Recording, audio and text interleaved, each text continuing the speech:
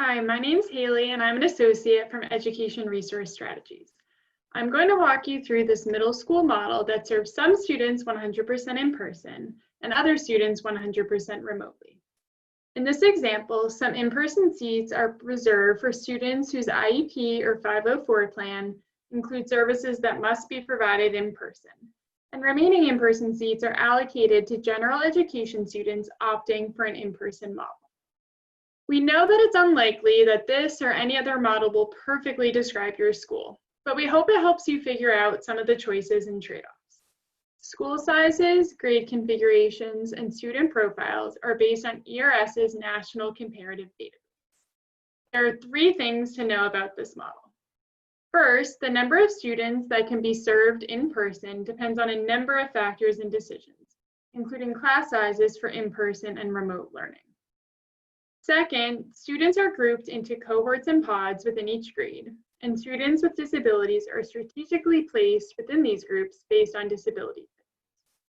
And lastly, the block schedule, departmentalization, and larger remote class sizes provide time for all teachers to have planning time during the school day.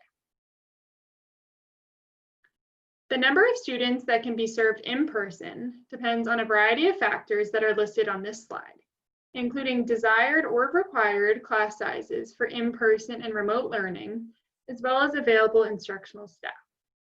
District and school leaders in this example have determined that classrooms can safely accommodate up to 13 students with physical distancing, and that their target remote student-teacher ratio is 40:1. Based on these class sizes and other factors, the school can serve about 40% of students in person.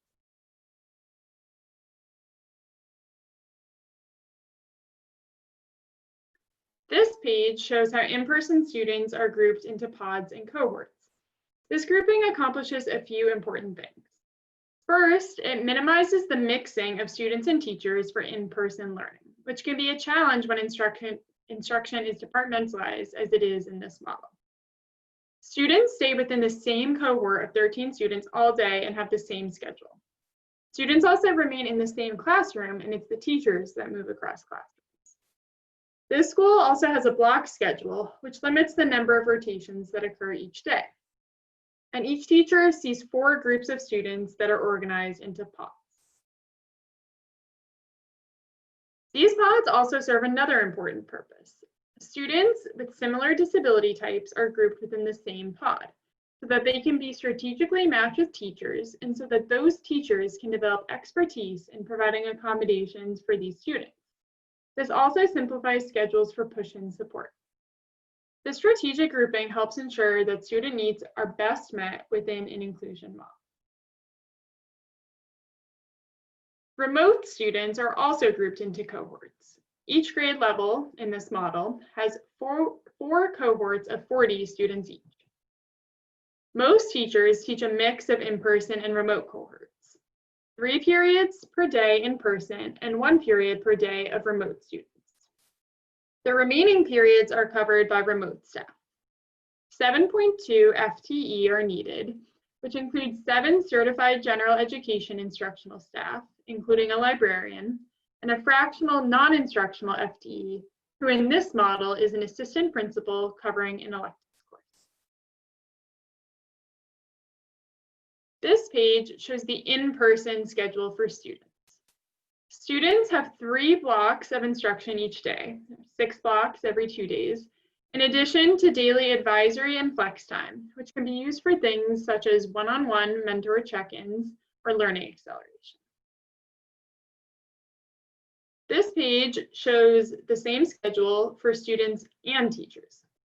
In this model, there's time for several different types of teacher planning within the school day itself. This is made possible by the departmentalization and larger class sizes for remote learning. Teachers have 30 minutes at the start of each day, which is sometimes used for faculty check-ins and sometimes used for shared student team check-ins to identify students who need additional support. Teachers also have 90 minutes of planning time every other day. Once a week, this is used for content-focused, collaborative planning time. Other days, this is used for independent planning. Now this page shows the remote schedule for students and teachers. Students who are remote follow the same schedule as students who are in person to help maintain a similar student experience. Teachers who are remote follow a similar schedule as their in-person counterparts. One difference is that because there's no arrival and dismissal for remote learning, all remote instructional staff have an additional 40 minutes each day to serve as members of the care team when they check in with their caseload of students one-on-one to help them cope with grief, stress, and anxiety. Remote core teachers share planning blocks with in-person core teachers. Once a week, teachers across both modalities meet for content-focused collaborative planning time to create alignment across in-person and remote instruction. This was just an introduction. We have the full set of student groupings, schedules, staff roles, and system-wide implications for this and several more models available on our website, along with other tools to help system leaders pick and implement them. Please reach out to us with questions or thoughts. We're happy to help.